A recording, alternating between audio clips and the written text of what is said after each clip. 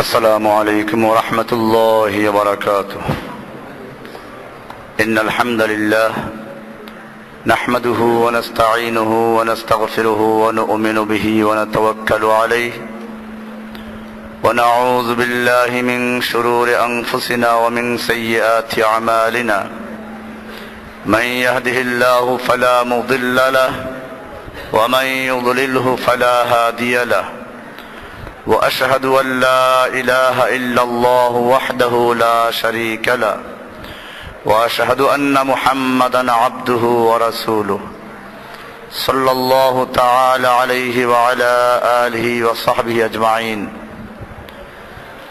আল্লাহ সুবহানাহু ওয়া তাআলার মহান দরবারে লাখ শুকরিয়া জ্ঞাপন করছি, যিনি আমাদেরকে সালাতুল জুমা আদায় করার পরে আবারও মসজিদে বসার তৌফিক এনায়েত করেছেন। এজন্য সকলে বলি আলহামদুলিল্লাহ। আমরা এখন যে বিষয়টা আলোচনা করতে যাচ্ছি তা হচ্ছে ইলমে দ্বীনের বড় উৎস এবং আল্লাহর নবীকেও যেই জিনিসটা অনুসরণ করতে বলা হয়েছে, কোরআনুল কারীমে ইরশাদ হয়েছে, ফাত্তাবি' মা ইউহা ইলাইকা মির রাব্বিকা। হে নবী, আপনার রবের প্রতি আপনার উপরে যা ওহী করা হয়েছে আপনি কেবলমাত্র তার অনুসরণ করবেন। ওহী এটা এমন একটা বিষয় যে নবীকে পর্যন্ত ওহীর অনুসরণ করতে বলা হয়েছে। একজন মুমিন তার অনুসরণের বিষয় হবে ওহী। আল্লাহর নবীর প্রতি ওহী করে আল্লাহ তাআলা যা নাযিল করেছেন আমরা কেবলমাত্র এটারই অনুসরণ করব।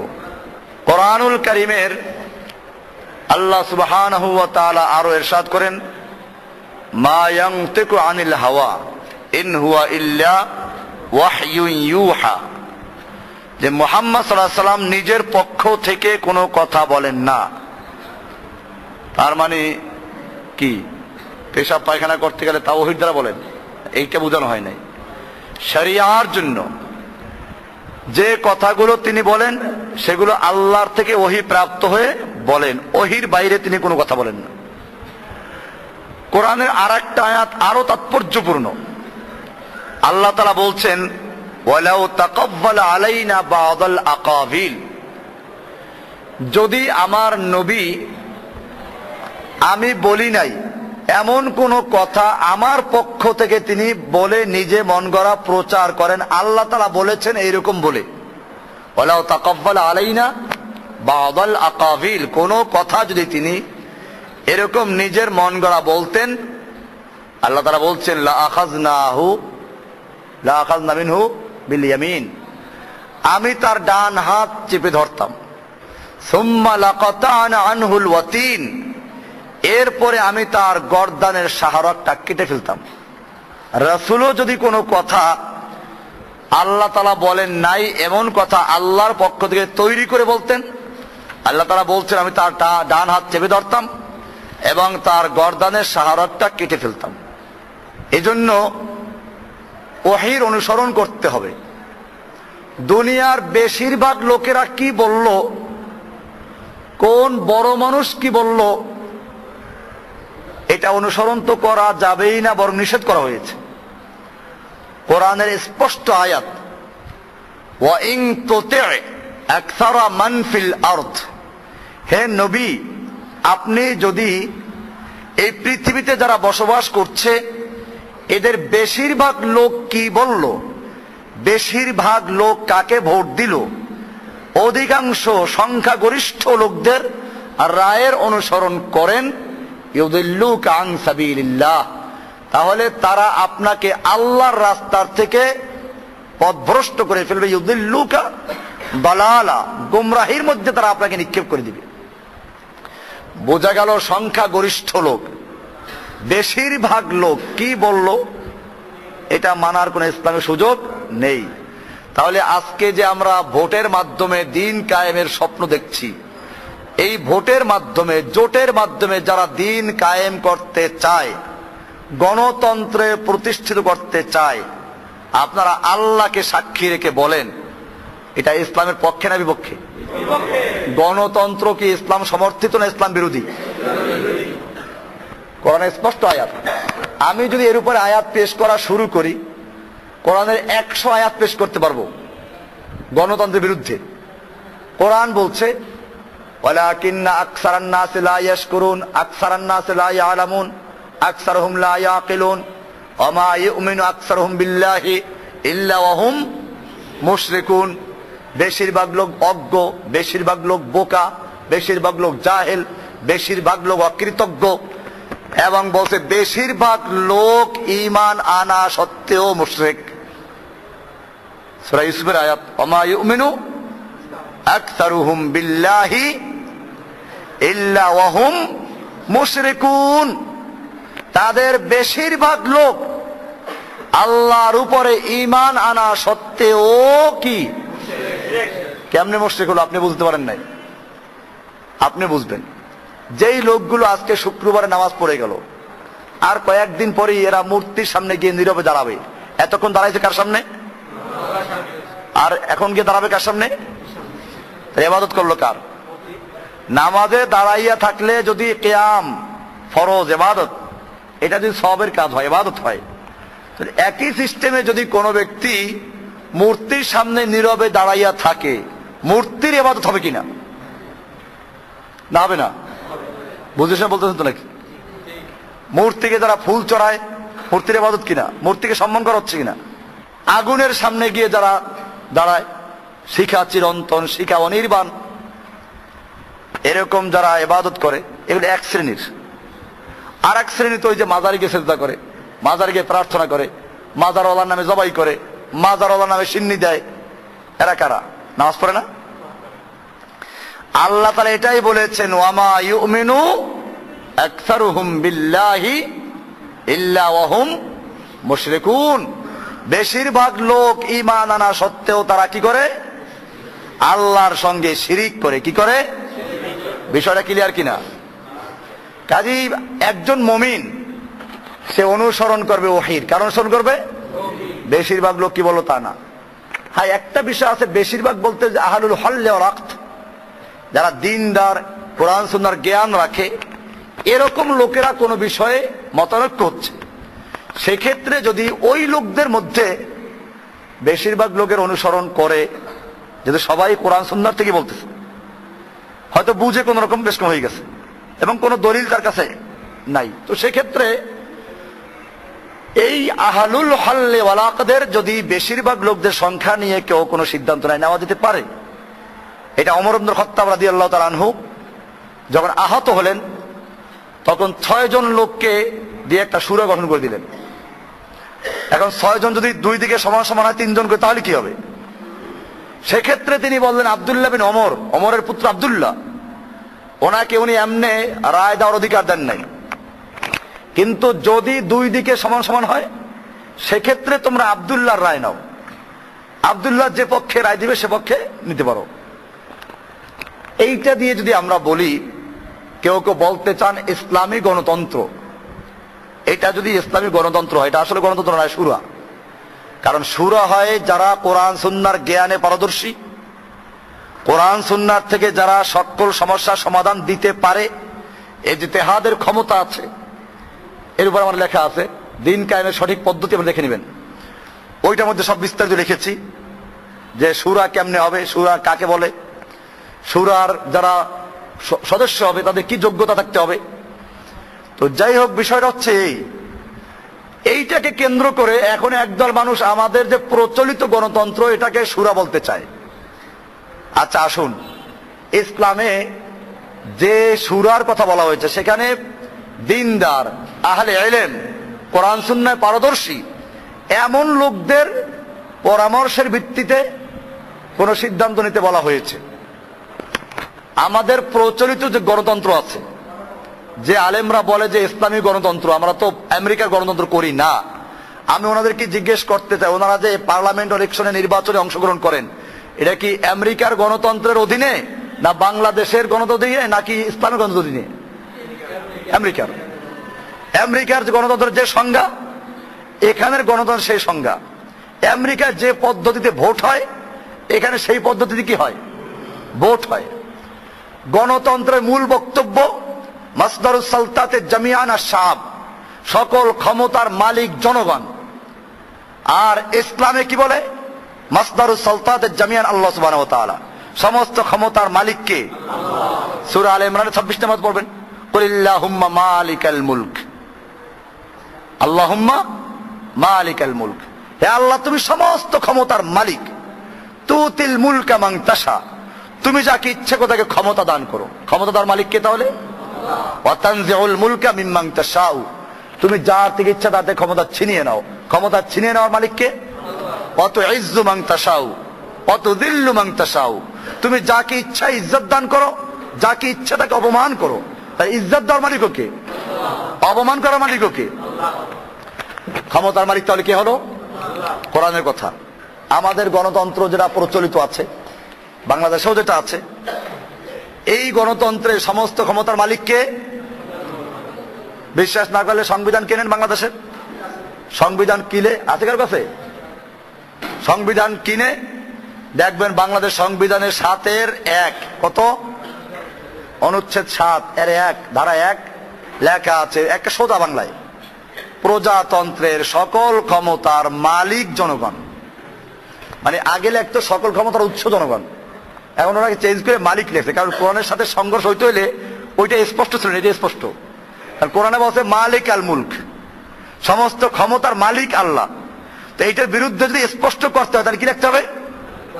সমস্ত ক্ষমতার মালিক জনগণ। উৎস বলে অনেকে বুঝবে না, এই যে খাস বাংলা লিখে দিতে একেবারে, যে প্রজাতন্ত্রের সকল ক্ষমতার মালিক। কারো যদি দ্বিমত থাকে, বাসায় আবার সংবিধান আছে, কোনো দূরে যেতে হবে না, এগুলো আমরা পকেটে রাখি। কারণ যদি কোনো জায়গায় কেউ চ্যালেঞ্জ করে তো দেখাইতে তো হয়। এদের না কত কিতাব নিয়ে বসছি এখানে, উপায় নাই কোনো। কেউ যে বলবে যে না এটা আমাদের বইতে নাই, সাথে সাথে বই লেখা আছে। আমরা এটার উদ্দেশ্য হচ্ছে এই, আমরা সবাইকে আবার কাফের বলছি না, এটা খেয়াল রাখবেন। দুধের মধ্যে পিঁপড়া পড়ে না, তো পিঁপড়া পড়লে দুধ কি পিঁপড়া সহ খাইবেন না পিঁপড়া ফালাই খাইবেন? আমরা পিঁপড়েগুলো ফালাইতে চাই, সোজা কথা। কাজে যে যতটুকু হক কাজ করে, ভালো কাজ করে, অতটুকু আমরা সমর্থন দিই। আর যতটুকু কোরআন সুন্নাহর বাইরে, অতটুকু আমাদের বড় হুজুর বলছে বলে আমরা ছাড় দেব তা না, আমরা ওটা দুধের মধ্যে পিঁপড়া আমরা ফালাই দিই। ক্লিয়ার বিষয়টা? আপনারা এটা খেয়াল রাখবেন যে আমরা যে এই যে বইগুলো দিয়ে সবগুলো ধরাচ্ছে, এর অর্থ এই না যে ওই পীরগুলো সব কাফের, সবাইকে আমরা কি বলতেছি? জাহান্নামী বলতেছি। এটা আমাদের কি টার্গেট না, আমাদের টার্গেট ইসলাহ করা, সংশোধন করা। আমরা চাচ্ছি মানুষ কোরআন সুন্নাহর পথে ফিরে আসুক, এই কথা না বলুক। এত লোকেরা করে, এত বড় বড় আলেমরা করে। আরে ভাই, এত বড় বড় আলেমরা তো শেখ হাসিনার সঙ্গে, খালেদার সঙ্গে বৈঠক করে। এখন এটা কি পর্দার হুকুমটা বাতিল হয়ে গেছে বলবেন আপনি? এইখানে কি বলবেন? খালেদার সঙ্গে দেশের বড় বড় আলেমরা বসে নাই, পর্দার হুকুম গেল কই? এখন কি বলবেন যে না, এত বড় আলেমরা যখন খালেদার সঙ্গে মুখোমুখি বসেছেন, আমিন সাহেবের ছবি দেখেন না পত্রিকায়? একেবারে ছবিটা এমন ভাবে দিছে যে বিয়ের সময় বউর দিকে যেমন স্বামী তাকাই থাকে সেরকম তাকাই দিছে একেবারে। কেন আমিন সাহেব বুখারী পড়ায় না? শাইখুল হাদিস, একটা মাদ্রাসা প্রিন্সিপাল, বড় আলেম। নিজামী সাহেব কি আলেম না? যাই হোক, আলেম তো। এত বড় বড় আলেমরা বসলো, তাহলে মনে হয় পর্দার হুকুমটা কি হয়ে গেছে? বাতিল হয়ে গেছে বলবেন আপনি? এখানে আপনি ক্লিয়ার থাকবেন যে যত বড় আলেম বসুক, পর্দার বিধান দিয়েছেন কে? কোন আলেম? আল্লাহ তাআলা বলেন কুল্লিল মুমিনিন, মুমিনদেরকে বলুন ইয়াগুদ্দু মিন আবসারিহিম, তারা যেন তাদের চক্ষুকে নিচু রাখে। এই যে পর্দা পর্দা করেন, এখানে রহস্য আছে। পর্দার বিধান খালি মেয়ে লোকের জন্য। আল্লাহ তাআলা পর্দা করতে বলছেন আগে পুরুষদেরকে। আগে কাদেরকে? এই যে চক্ষু নিচু করতে বলছেন আগে পুরুষ না মেয়ে লোকের? পুরুষের আয়াত আগে, তারপরে মেয়ে লোকের আয়াত। এরপরে আয়াত আছে ওয়াকুল্লিল মুমিনাত, আপনি মুমিনাত মেয়েদেরকে বলুন যে তারাও যেন তাদের চক্ষুকে নিচু রাখে। তো চোখের পর্দা প্রথমে পুরুষের না মেয়ে লোকের? তারপরে কাদের? আদেশটা কার? এটা যারা লঙ্ঘন করলো এক্ষেত্রে আপনি কি বলবেন? দেখেন, আমি আবার কিন্তু আমি সবকে কাফের বলতেছি না, এটাও খেয়াল রাখবেন। আমি ওই যে এক কথা বলে দিলাম, যে কথাটা হচ্ছে এই যে কোরআন হাদিসের বিরুদ্ধে যে যতটুকু বিরুদ্ধে যাবে, আমরা ওটা যত বড় আলেম করুক, যত বড় বিজ্ঞজন করুক, যত কোটি লোকে করুক, আমরা কি সেটা দেখবো না কোরআন সুন্নাহ দেখবো? এটাই আজকে আলোচনা। ওইটাই ফাত্তাবি মা ইউহা ইলাইকা মির রাব্বিকা, তোমার রবের পক্ষ থেকে যা তোমার প্রতি ওহী করা হয়েছে তুমি ওটার অনুসরণ করো। ঠিক গণতন্ত্র একই কায়দায়। গণতন্ত্রের দেশের বহু আলেমদের সংগঠন আছে, সব আলেমদের প্রায় বেশিরভাগ লোকদের সংগঠন কোনো না কোনো দল আছে, তারা নির্বাচনে অংশগ্রহণ করেন। নির্বাচনে যে অংশগ্রহণ করেন কোন সংবিধানের নেতৃত্বে? বাংলাদেশের সংবিধানের নেতৃত্বে। বাংলাদেশ সংবিধান যেটা আছে এটা ইসলামী না কুফরি? এটার মধ্যে লেখা আছে গণতন্ত্র, সমাজতন্ত্র, জাতীয়তাবাদের, ধর্মনিরপেক্ষতাবাদের ভিত্তিতে দেশ পরিচালিত হবে। এটা অপরিবর্তনীয়। সংসদের কিছু ধারা আছে পরিবর্তনীয়, কিছু ধারা কি এটা অপরিবর্তনীয়। তাহলে এই অপরিবর্তনীয় ধারার মধ্যে আছে নিরপেক্ষতাবাদ।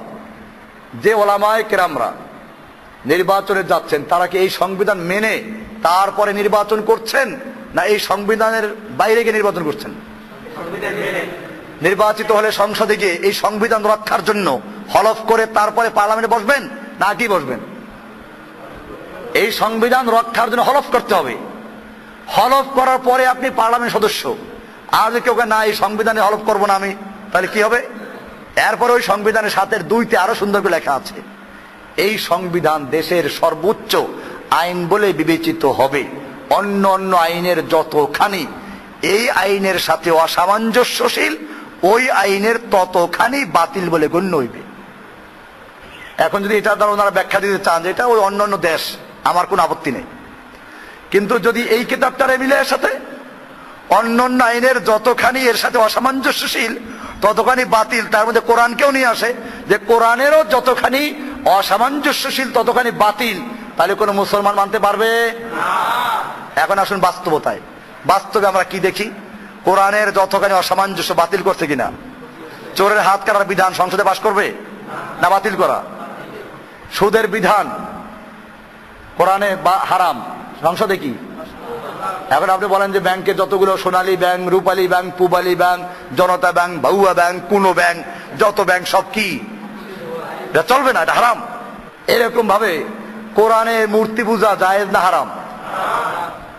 ইন্নামাল খামরু ওয়াল মাইসিরু ওয়াল আনসাব ওয়াল আজলামু আসনাম আনসাব নুসুব, এই ভাস্কর্য, এগুলো বলছে শয়তানের কাজ। কার কাজ? ফাজতানিবুহু। আপনি বলেন যে মূর্তি সব ভাস্কর্য সব কোরআন বিরোধী, ভাঙতে হবে। ওরা কি মূর্তি ভাঙবে না কোরআনের এই বিধানটা বাতিল করছে? মদ ইসলামে হারাম। বাংলাদেশের আইনে যদি মদের লাইসেন্স থাকে তাহলে বৈধ না অবৈধ? এরকম ভাবে পর্দার বিধানের উপর আপত্তি করেছে। জেনার ব্যভিচারের যে বিচার আছে, বিবাহিত হলে পাথর ছুঁড়ে হত্যা করো, আইন আছে দেশে? বাতিল করা হয়েছে। আল্লাহর আইন বাতিল করে তারপরে কি করে? ইফতিজিং বাতিল করবে। কি করবে? আরে বেটা, ইফতিজিং বাড়বে আরো। আল্লাহ বলছেন ইয়া আইয়ুহান নাবিয়্যু কুল লিআজওয়াজিকা ওয়া বানাতিকা ওয়া নিসাইকা ওয়া নিসাইল মুমিনিন ইউদনিনা আলাইহিন্না মিন জালাবিবিহিন্না যালিকা আদনা আন ইউরাফনা ফালা ইউযাইনা ফালা ইউযাইন, তাদেরকে উত্ত্যক্ত করবে না, ইফতিজিং করবে না। এখন তুমি তোমার মেয়েকে ছেড়ে দিবা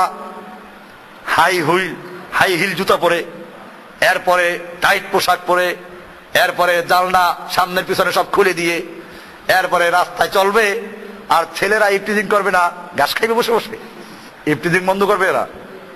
আমার দেশের ছেলেদের তো আমি প্রশংসা করি যে এবার তো ভালোই আছে। এরা যে রাস্তাঘাটে এখন পর্যন্ত মেয়েদেরকে ছিঁড়ে ফাড়ে খায় না, এই জন্য ওদের ধন্যবাদ দেওয়া দরকার যারা ইফতিজিং করে। কারণ একদিকে নারীদেরকে বেপরদা হতে বলবা, আর একদিকে ইফতিজিং বন্ধ করার চেষ্টা করা হবে। এটা একদিকে সহশিক্ষা, ছেলে মেয়ে একসাথে। আল্লাহ তাআলা সৃষ্টি করেছেন দুইটাকে, ওই যে কারেন্টের বাতি জ্বলে, দুইটা তার আছে না, তার দুইটা একাত্র হলে তারপরে ফ্যান জ্বলবে, ফ্যান চলবে, বাতি জ্বলবে। কিন্তু সিস্টেম আছে কিনা? দুইটা তার দিয়ে পেঁচানো কিনা? এখন তার দিয়ে ওগুলো পেঁচানো আছে, দুইটা তার, এটা নির্দিষ্ট নিয়মে এসে মিলবে, তারপরে বাতি জ্বলবে, ঠিক কিনা? যদি ওই পর্দাকে মাঝখানে উঠেই দেয়, দুইটা তারকে একাত্র করে দেয়, সিস্টেম ছাড়া মিলেই দেয় দুইটা তারকে, তাহলে কি বাতি জ্বলবে না আগুন জ্বলবে? তো রাস্তায় তার উঠেই দিয়েছো তুমি, পর্দা উঠেই ফেলেছো, স্কুল কলেজে পর্দা তুলে ফেলেছো, নারীদেরকে, ছেলেরা তো মাশাআল্লাহ প্যান্ট পরে, শার্ট পরে, তারপরে কোট পরে, তারপরে টাই পরে, এরপরে এবার মাথায় একটা পরে, পায়ে মোজা, আর মেয়েরা উল্টো করে, কি করে? মেয়েরা মাশাআল্লাহ ওই যে জামাটা ছোট হয়ে যায়, এরপরে বুকের কাপড় থাকে না, এরপরে কি হয়? তো এই যে বিষয়গুলো আছে, এইভাবে মেয়েদেরকে রাস্তায় ছেড়ে দিয়ে পর্দার বিধানকে বাতিল করে হাইকোর্ট থেকে বলছে না যে পর্দার জন্য কাউকে বাধ্য করা যাবে না। তো পর্দার জন্য বাধ্য করা যাবে না, মেয়েদেরকে ছেড়ে দিবা, আর এইভাবে তুমি ইফটিজিং বন্ধ করবা, বন্ধ হবে না আর বাড়বে? আল্লাহর সাথে বেয়াদবি করেছ। এই জন্য যারা আল্লাহর আইন বাতিল করে ইফটিজিং বন্ধ করতে চায়, মুসলমান আল্লাহকে সাক্ষী রেখে বলো, আল্লাহর আইনকে যারা তুচ্ছ করে, তাচ্ছিল্য করে, আল্লাহর ভুল ধরে, সে যদি নামাজ পড়ে, রোজা রাখে, তারপরেও সে মুসলমান না কাফের? পরিষ্কার বুঝতে হবে এগুলো, এগুলো নাওয়াকিজুল ঈমান। আমার জাতি এগুলো বোঝে না। আরে নামাজ পড়ে তো শয়তান নামাজ পড়ে নাই, শয়তানের দোষটা কি? শয়তান আল্লাহ বিশ্বাস করে নাই, শয়তানের দোষটা কি? আল্লাহর ভুল ধরছে সে, কার কথা শোনে না তা না, কথা তো আদমও শোনে নাই। আদম ভুল করে নাই, আদম ভুল করে সেই গাছের ফল খাইলো। আল্লাহ জিজ্ঞেস, আদম কেন করলি কাজটা? আল্লাহ মাফ করো, মাফ চাই, মাফ চাই, ভুল করছি, ভুল করছি, মাফ চাই। আল্লাহ মাফ করছেন কিনা? রব্বানা যালামনা। একই কায়দায় শয়তানও ভুল করলো, আদমকে সেজদা করতে বললেন, আদমকে সেজদা করে নাই। আল্লাহ তাআলা জিজ্ঞেস করলেন, ইবলিস তুই কেন সেজদা করলি না? শয়তান যদি বলতো যে আল্লাহ আমি ভুল করছি, মাপ চাই, আদমের মতো বলতো। আদম যেরকম ভুল স্বীকার করলো, ক্ষমা চাইলো, মাপ চাইলো, শয়তান যদি ভুল স্বীকার করে ক্ষমা চাইতো, মাপ চাইতো, আল্লাহ মাফ করতেন কিনা? মাফ করতেন কিনা? শয়তান কাফের হলো কি জন্য? ওই সেজদা না করার কারণে না, বরং এরপরে যুক্তি পেশ করছে যে আল্লাহ তোমার হুকুম ঠিক হয় নাই, আমি আদমের চেয়ে ভালো, তুমি আমাকে বানাইলে আগুন দিয়া, আদমকে বানাইছো মাটি দিয়া, আগুনের গতি ঊর্ধ্বে, মাটির গতি নিম্নে, মাটি যদি উপরেও ছুঁড়ে মারা হয় ও নিচের দিকে চলে আসে, আর আগুন নিচে দাঁড়াইলে উপরে চলে। তো আদম সেজদা করবে আমাকে, কেন আমি আদমকে সেজদা করতে যাব? আল্লাহর হুকুমের বিরুদ্ধে যুক্তি পেশ করলো কে? বুদ্ধিজীবী। এর নাম কি? বুদ্ধিজীবী। বোঝা গেল এখনো যেই বুদ্ধিজীবীরা আল্লাহর হুকুমের ভুল ধরে, এদের প্রথম লিডারের নাম কি? বুঝতে পারছেন? বুদ্ধিজীবী পাইছেন এখন? বুদ্ধিজীবী যারা বুদ্ধি বিক্রি করে খায়, মানে ইসলামের আল্লাহর দেওয়া বুদ্ধি কুফফারদের কাছে বিক্রি করে খায়, এদের নাম কি? মৎস্যজীবী কাকে বলে? মাছ বিক্রি করে খায়। দুগ্ধজীবী কাকে বলে? তো বুদ্ধিজীবী কাকে বলে? আল্লাহর দেওয়া বুদ্ধি ইহুদি খ্রিস্টানদের কাছে যারা বিক্রি করে, আল্লাহর আইনকে বাতিল করার, আল্লাহর বিরুদ্ধে অবস্থান নিয়ে ভুল ধরে, এগো নাম কি? বুদ্ধিজীবী। ঠিক পেয়েছেন তো নাকি? হ্যাঁ, বুদ্ধিজীবী ঠিক পাইতে হবে, না পাইলে মুশকিল। এই বুদ্ধিজীবীরাই সর্বনাশ করে ইসলামের যুগে যুগে। তো যাই হোক, বলতেছিলাম যে আল্লাহর আইনকেও যদি আমরা এই আওতায় নিয়ে আসি, যে এই আইনের সাথে যা অসামঞ্জস্যশীল, যে আইনের যতখানি অসামঞ্জস্যশীল, সে আইনের ততখানি বাতিল, এই যদি আনা হয়, তার সাথে এটা যদি কোরআনকে মিলায়, আমরা এটা মানতে পারবো? তাহলে আপনি কি বুঝাচ্ছেন আমাদেরকে? এই দেশে যে ভোট হয়, সেটা কি ইসলামিক যে সুরার কথা বললাম সেই সুরা পদ্ধতিতে, না এখানে মেথর, চোর, ভাটপার, ডাকাত সবার ভোট নেওয়া হয়? এটা কিসের ইসলামিক গণতন্ত্র? কি বুঝাচ্ছেন? ইসলামের সুরা আছে আর এখানে সংসদ আছে, তো দুইটা তো মিল আছে। আমি বলি, ছাগলেরও পা আছে, গরুরও 4টে পা আছে। ছাগলের 2টা কান আছে, গরুর 2টা কান আছে। ছাগলের 2টা চোখ আছে, গরুর 2টা চোখ আছে। ছাগলের লেজ আছে, গরুর লেজ আছে। এই জন্য ছাগল আর গরু কি এক হয়ে যাবে? ছাগল ছাগলই, গরু কি গরুই। এই জন্য মনে রাখতে হবে যে আমাদের আল্লাহ তাআলা যেটা বলছেন সেটা ওহীর অনুসরণ করা। মুহাদ্দিসিনে কেরাম বিভিন্ন কিতাবকে বিভিন্ন শিরোনাম দিয়ে শুরু করেছেন, যার কাছে যেটার গুরুত্ব বেশি সে ওইটা দিয়ে শুরু করেছেন। ইমাম তিরমিজি, ইমাম আবু দাউদ, ইমাম মুসলিম, আবু দাউদ, এরা চিন্তা করলো যে ইসলাম গ্রহণ করার পরে সবচেয়ে গুরুত্বপূর্ণ ইবাদতের নাম কি? সালাত। আর সালাতের জন্য দরকার কি? তাহারাত, পবিত্রতা। ওনারা এই পবিত্রতাকে মনে করেন গুরুত্বপূর্ণ। ওনারা ওনাদের হাদিসের কিতাবগুলো শুরু করেছেন কিতাবুত তাহারাত, পবিত্রতা, উযু গোসলের বয়ান দিয়ে শুরু করেছেন। এটা গুরুত্বপূর্ণ সেজন্য। ইমাম মুসলিম রাহমাতুল্লাহ আলাইহি উনি দেখলেন যে ঈমান হচ্ছে মৌলিক বিষয়, ওহী মৌলিক বিষয়, ঠিক আছে, কিন্তু এই হাদিসগুলো পৌঁছার জন্য সূত্র দরকার, সনদ দরকার। সনদ ছাড়া যে কোনো কাহিনী যে বলবে, আল্লাহ নবী নামে মিথ্যা বলা শুরু করবে, হাদিস বলে আল হাদিস বলে জাল হাদিস বলবে। আল হাদিস বলে কি বলবে? জাল হাদিস বলবে। বহু হাদিস আছে, কত হাদিস, কুলুবুল মুমিনিনা আরশুল্লাহ, মুমিনের কলব আল্লাহর আরশ। আল হাদিস না জাল হাদিস? জাল হাদিস। হুব্বুল ওয়াতনি মিনাল ঈমান, স্বদেশ প্রেম ঈমানের অঙ্গ। আল হাদিস মানে কি? জাল হাদিস। মুমিনদের রতন আছে নাকি? মুমিনের রতন গোটা দুনিয়া মুমিনদের রতন। চীন ও আরব হামারা, হিন্দুস্তান হামারা, মুসলিম হে হাম ওতন হে, সারা জাহা হামারা। এরকম আরো অনেক জাল হাদিস আছে। আলা ইন্না আউলিয়া আল্লাহ লা ইয়ামুতুন, আউলিয়ারা কখনো মরে না। আল হাদিস মানে কি? জাল হাদিস। খাওয়ানোর আগে লবণ খাও, খাওয়ানোর পরে লবণ খাও। আল হাদিস মানে কি? ইমাম মুসলিম রাহমাতুল্লাহ আলাইহি সেজন্য উনি দেখলেন যে এই হাদিসের মধ্যে যাতে জাল হাদিস ঢুকতে না পারে, এই জন্য উনি হাদিসের কিতাব শুরু করলেন সনদের বয়ান দিয়ে। কি দিয়ে? এর উপর সনদের বয়ান, সনদের গুরুত্ব। এবং ওখানে লিখেছেন যে সুফিরা যেভাবে আল্লাহ রসুলের হাদিসের ক্ষেত্রে মিথ্যা বলে, এত মিথ্যা কথা অন্য ক্ষেত্রে বলতে দেখা যায় না। লাম নারা আস-সালিহিনা আকযাবা মিম্মা ইয়াকযিবু ফি হাদিস রাসূলুল্লাহ সাল্লাল্লাহু আলাইহি ওয়াসাল্লাম। মুসলিম শরীফের মুকাদ্দমা দেখবেন, সালিহিন মানে ওখানে ওই বুজুর্গ সুফি, এদেরকে হাদিসের বেলায় যত মিথ্যা কথা বলতে দেখা যায়, অন্য বেলায় এত মিথ্যা কথা তারা বলে না। আমরাও দেখি আমাদের দেশে বহু পিসেরা জাল হাদিসগুলো বয়ান করে, তারা কি এমনি মিথ্যা বলে? এমনি মিথ্যা বলে না। কিন্তু কি করে এই জাল হাদিসগুলো বয়ান করে মিথ্যা বলে কিনা? মিথ্যা বলে। কুলুবুল মুমিনিনা রাসূলুল্লাহ, মুমিনের কলব আল্লাহর আরশ, জাল হাদিস। আল্লাহর নবীর নামে মিথ্যা বলে। হুব্বুল ওয়াতনি মিনাল ঈমান, আল হাদিস, নবীর নামে মিথ্যা বলতেছে। এই লোকগুলো এমনি কিন্তু নিজেরা কথায় কিন্তু মিথ্যা বলে না, কিন্তু হাদিসের বেলায় কি করে? মুসলিম শরীফ খুলে দেখবেন, একটা সুন্দরভাবে লেখা আছে। এই জন্য ইমাম মুসলিম সনদের বয়ান দিয়ে শুরু করলেন, কারণ সনদের গুরুত্ব আছে। আপনি কার থেকে শুনলেন, সেই কার থেকে, সেই কার থেকে, এই লোকগুলোর পরিচয় কি, তারা জীবনে কোনো মিথ্যা কথা বলেছে কিনা, কোনো ধোঁকাবাজি করেছে কিনা, সনদ। এই জন্য সনদের গুরুত্ব আছে। মাসালুল্লাযী ইয়াতলুবুল ইলমা বিলা ইসনাদিন, যে ব্যক্তি ইলম অর্জন করতে চায় সনদবিহীন, কামাসালিল্লাযী ইয়ারতাকিস সাতহা বিলা সুল্লামিন, সে ওই ব্যক্তির মতো যে ছাদে চড়তে চায় সিঁড়ি ছাড়া। কি ছাড়া? সিঁড়িবিহীন যেমন ছাদে চড়া যায় না, ঠিক সনদবিহীন ইলম অর্জন করা যায় না, সনদ লাগবে। এই জন্য উনি সনদের বয়ান দিয়ে শুরু করলেন। ইমাম ইবনে মাজা, সিয়াসত তার আরেকটা হাদিসে ইবনে মাজা শরীফ, ইমাম ইবনে মাজা দেখলেন ইবাদত যতই করি সবকিছু করতে হবে রাসূলের ইত্তেবা, রাসূলের সুন্নাহ অনুযায়ী। উনি শুরু করলেন ইত্তেবাই সুন্নাত রাসূলিল্লাহ দিয়ে। ইবনে মাজা শরীফ কি দিয়ে?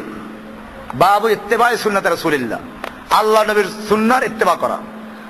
ইমাম বুখারী রাহমাতুল্লাহ আলাইহি, আল্লাহু আকবার, ওনার বিচক্ষণতা খেয়াল করবেন।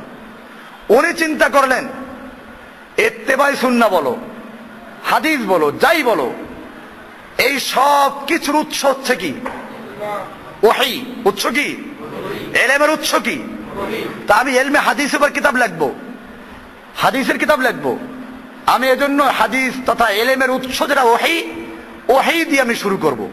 এই জন্য ইমাম বুখারী রাহমাতুল্লাহ আলাইহি প্রথমে কি করেছেন? ওহীর আলোচনা দিয়ে শুরু করেছেন। বাবুন কাইফা কানা বাদুল ওহী ইলা রাসূলিল্লাহ সাল্লাল্লাহু আলাইহি ওয়াসাল্লাম, যে আল্লাহর নবীর প্রতি কিভাবে ওহী শুরু হয়েছিল সেই আলোচনা দিয়ে শুরু করেছেন। আমরা ইনশাআল্লাহ বুখারী শরীফের থেকে এই দর্শগুলো আলোচনা করব, ওহীর আলোচনাগুলো আনবো, ধারাবাহিক আলোচনা হবে। আজকে একটা ভূমিকা দেওয়া হলো। ওহী মানে কি, ওহী কত প্রকার আছে, কি কি আছে, এই বিষয়গুলো ইনশাআল্লাহ আপনারা শুনবেন এবং তারপরে বুখারী শরীফ গিয়ে পড়বেন এবং দেখবেন আর সহজে বুঝে আসবে। তো সকলকে দাওয়াত আজকে ভূমিকা পর্যন্তই, যে ইমাম বুখারী রাহমাতুল্লাহ আলাইহি তার কিতাবকে শুরু করেছেন কি দিয়ে? ওহী দিয়ে। কেন শুরু করলেন? যেহেতু ওহী হচ্ছে সমস্ত ইলমের কি উৎস। আল্লাহ তাআলা নবীকেও বলেন ফাত্তাবি মা ইউহা ইলাইকা মির রাব্বিকা, আপনি আপনার রবের পক্ষ থেকে যা ওহী প্রাপ্ত হয়েছেন তার অনুসরণ করুন। এই জন্য তিনি ওহী দিয়ে শুরু করলেন। ওহী দিয়ে শুরু করার পরে ঈমানের আলোচনা করেছেন। ঈমানের পরে দরকার ছিল আমলের আলোচনা, আমল আনেন নাই। ঈমানের পরে আনসার কিতাবুল ইলম, কি আনসার? ইলম। কারণ ঈমান আনার পরে আমল করবা, আমল করবো কি মন গড়া নাকি আল্লাহর হুকুম মত রাসূলের তরিকা অনুযায়ী, সেই জন্য দরকার কি? ইলম। এই যে ইলম হচ্ছে ঈমান এবং আমলের মধ্যে একটা ব্রিজ, কিটা সেতু, সংযোগ ব্রিজ। এই জন্য আল্লাহু আকবার, ইমাম বুখারী রাহমাতুল্লাহ আলাইহি আল্লাহ তাআলা তাকে আমাদের সমস্ত উম্মতে মুহাম্মাদের পক্ষে জাযায়ে দান করুন, উত্তম বিনিময় দান করুন, আমিন। তিনি এই জিনিসটাকে উপলব্ধি করেছেন। তিনি প্রথমে ওহী দিয়ে শুরু করলেন, এরপরে কিতাবুল ঈমান, এরপরে কিতাবুল ইলম, তারপরে কিতাবুত তাহারাত, এরপরে শুরু হয়েছে ইবাদত। তাহলে ইবাদতের আগে কিতাবুল ঈমানের মাঝে ঈমান শুরুতে, শেষে গিয়ে তাহারাত থেকে ইবাদত, মাঝখানে কিতাবুল ইলম। কি জন্য? ইলম দরকার। কি দরকার? আল্লাহ তাআলা বলেন ইলম অর্জন করতে হবে। কি ইলম? এখানে তো গন্ডগোল। উত্তবুল ইলম আলা কানা বিসিন, আরেক জাল হাদিস। আর কি স্কুল কলেজের বইতে পড়ায় আর ছেলেরা লেখে মজা করে, এবং হাদিস নাকি জাল হাদিস। ইলম অর্জন করা ফরজ। কোন ইলম? কোরআনে বলছে ফা'লাম আন্নাহু লা ইলাহা ইল্লাল্লাহ। ফা'লাম, ইলম অর্জন করো, ফরজ ইলম অর্জন করা। কোন ইলম? লা ইলাহা ইল্লাল্লাহর ইলম অর্জন করা, তাওহীদের ইলম অর্জন করা, কোরআন হাদিসের ইলম অর্জন করা, ওটা ফরজ। চীন দেশে কি কোরআন হাদিস আছে নাকি? চীন দেশের কারিগরি বিদ্যা মানে কি সূক্ষ্ম, যে এখন যদি বুঝাইতে পারে যে চীন দেশে গিয়ে হলে ইলম অর্জন করো, কয়েকদিন পর বুঝাইবে চীন দেশে তো ইলম কালাম না, কোরআন হাদিস নাই। তাহলে কোন ইলম অর্জন করতে হবে? ওই যে নবী কারিগরি ইলম শিক্ষা করতে বলছেন, ওইটা শিখো, ওইটা ফরজ। এই চক্রান্ত করার জন্য ইহুদির দালালেরা, ইংরেজদের দালালেরা, ইংরেজরা যখন এই দেশ দখল করেছিল তখন এই হাদিসগুলো চালু করেছে। উতলুবুল ইলম আলা কানা বিসিন, সুদূর চীন দেশে গিয়ে হলেও জ্ঞান অর্জন করো। না, এটা হাদিস না। কোরআন হাদিসে ইলম অর্জন করা, সে গুরুত্ব কোরআন হাদিসে অনেক আছে, তোমার জাল হাদিস তৈরি করার কোনো দরকার নাই। ইলমের গুরুত্ব অনেক। আরে ইলমের গুরুত্ব খালি মানুষের কাছে না, একটা কুত্তাও যদি ইলম অর্জন করে তারও গুরুত্ব বেড়ে যায়। দলিল আছে কোরআন থেকে। একটা কুকুর জঙ্গল থেকে শিকার করে নিয়ে আসলো, এমনি পালা কুকুর না, রাস্তার কুকুর। এই শিকার মেরে নিয়ে আসলো, খাওয়া যায় না, হারাম। আর আপনার একটা প্রশিক্ষণ প্রাপ্ত শিক্ষিত কুকুর, শিক্ষিত কুকুর আপনি ছেড়ে দিলেন শিকার করার জন্য, ও জঙ্গলে একটা হরিণ ধরে নিয়ে আসলো, মেরে নিয়ে আসলো, জায়েজ না হারাম? জায়েজ। শিকারী কুকুরের শিকার খাওয়া জায়েজ। এটা পাখি ধরে নিয়ে আসলো, আপনি ছাড়ার সময় বিসমিল্লাহ বলে ছেড়ে দিয়েছেন, ও মরে নিয়ে আসছে, জায়েজ না হারাম? জায়েজ, কোরআন স্পষ্ট আয়াত আছে। তাহলে এখন বোঝা গেল যে শিক্ষার দ্বারা খালি মানুষ না, বরং কি কুত্তাও কি হয়। শিক্ষিত কুত্তার শিকারে খাওয়া জায়েজ, অশিক্ষিত কুত্তার শিকার খাওয়া কি নাই? এমনকি অশিক্ষিত কুত্তা যদি সাথেও থাকে তাহলে খাওয়া যাবে না। আপনি একটা কুকুর, প্রশিক্ষণ প্রাপ্ত কুকুর ছেড়ে দিলেন বিসমিল্লাহ বলে, ওরা আর একটা কুকুর সাথে দেখলেন আসছে, দুইটা কুকুর আসছে, একটা শিকার মেরে নিয়ে আসলো। এখন সাহাবীরা প্রশ্ন করেন, রাসূলুল্লাহ আমি তো আমার কুকুরটাকে বিসমিল্লাহ বলে ছেড়ে দিলাম, সাথে দেখি আর একটা কুকুর সঙ্গে নিয়ে একটা শিকার মেরে নিয়ে আসলো, খাওয়া জায়েজ না হারাম? আল্লাহ রাসূল বলেন না, ওই অশিক্ষিত কুকুর মেরেছে সাথে, খাওয়া না। তুমি তো তোমার কুকুরকে বিসমিল্লাহ বলে ছেড়েছো, তুমি তো ওইটাকে বিসমিল্লাহ বলে ছেড়ে দাও নাই, কাজে ওটা খাওয়া জায়েজ নাই। কাজে অশিক্ষিত কুত্তার খাওয়া কি নাই, শিকার করাও জায়েজ নাই। বিষয়টা ক্লিয়ার কিনা? কাজে শিক্ষার গুরুত্ব কোরআন হাদিসে অনেক। আমাদেরকে যদি এখন ইংরেজরা শিখাইতে চায় যে বিদ্যার গুরুত্ব আছে, উত্তুবুল ইলম আলা কানা বিসিন, আমাদের এত বানানো দরকার নাই। আমাদের কোরআনের প্রথম শব্দ ইকরা, পড়ো। আমাদের কোরআনে আর রহমানে বলা হয়েছে আর রহমান আল্লামাল কোরআন খালাকাল ইনসান, খালাকাল ইনসান নিচে পড়ে, আল্লামাল কোরআন আছে আগে। কেন? যে কোরআন যদি শিক্ষা না করে, মানুষ জন্মগ্রহণ করে আগে, কিন্তু যতক্ষণ পর্যন্ত কোরআনের ইলম অর্জন করা করবে অতক্ষণ পর্যন্ত সে জন্মগ্রহণ করলেও মানুষ রূপে মানুষ না, সে কি পশু। এই জন্য আর রহমান আল্লামাল কোরআন, তারপরে কি মানে কোরআন শিখলো তারপর মানুষ হলো, কোরআন না শিখলে কি হবে না, মানুষ হবে না। বিষয়গুলো ক্লিয়ার ইনশাআল্লাহ। এই জন্য আমরা ইলম অর্জন করবো ইনশাআল্লাহ। বুখারী শরীফের থেকে এই প্রতি শুক্রবার জুমার পরে দার্স হবে, সকলেই অংশগ্রহণ করব, নিজের ইলমকে বৃদ্ধি করব এবং কোরআন সুন্নাহ মোতাবেক নিজের জীবনকে গড়ার চেষ্টা করব, অন্যকে দাওয়াত দেওয়ার চেষ্টা করব। তৈরি আছেন ইনশাআল্লাহ সবাই? আল্লাহ সুবহানাহু ওয়া তাআলা আমাদের সকলকে বিষয়গুলোকে বুঝার এবং আমল করার তৌফিক দান করুন। আসসালামু আলাইকুম ওয়া রাহমাতুল্লাহি ওয়া বারাকাতুহু।